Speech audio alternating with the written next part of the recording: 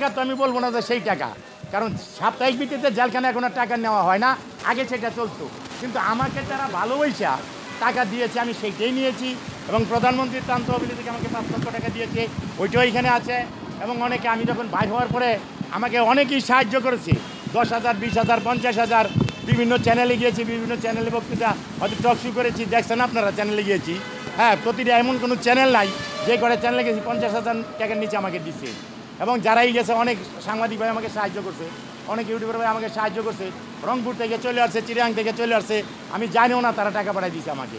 তো আমি মোট টোটালে মনে করেন যে 18-19 লক্ষ টাকা, মানে আমার একটা হিসাব হলো যে আমি 21 লক্ষ টাকা পর্যন্ত কভার করেছিলাম মানুষের দেওয়া নেওয়া নিয়ে এবং দোকানটার থেকে। তো এখন সে বলতেছে আমার দোকানে মাল নাই। এখানে আপনারা যান, আপনি বাড়িওয়ালার কাছে জিজ্ঞেস করেন যে বাড়িওয়ালার ভাড়া প্রতি মাসে যে গিয়েছিল, পিবিআই গেছিল গত তারিখে, এই 3 দিন আগে। পিবিআই জিজ্ঞাসা করে, আপনাদের কয় না আমাদের ভাড়া পরিশোধ করে দিয়ে দিত স্যার। ভাড়া কোনো দিন অন্য মিস রাখতো না এবং মাসের আগেই তাদের ভাড়া ক্লিয়ার হয়ে যেত।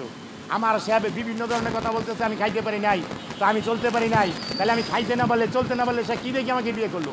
সে যে আমাকে বিয়ে করছে, এই 10 লক্ষ টাকা নিয়ে তো বিয়ে করছে এবং সই করে দিয়ে গেছে এখানে যে আমি 10 লক্ষ টাকা উপস্থিত বুঝিয়া পাইয়া তাকে আমি বিয়ে করিলাম।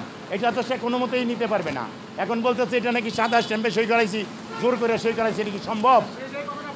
হ্যাঁ।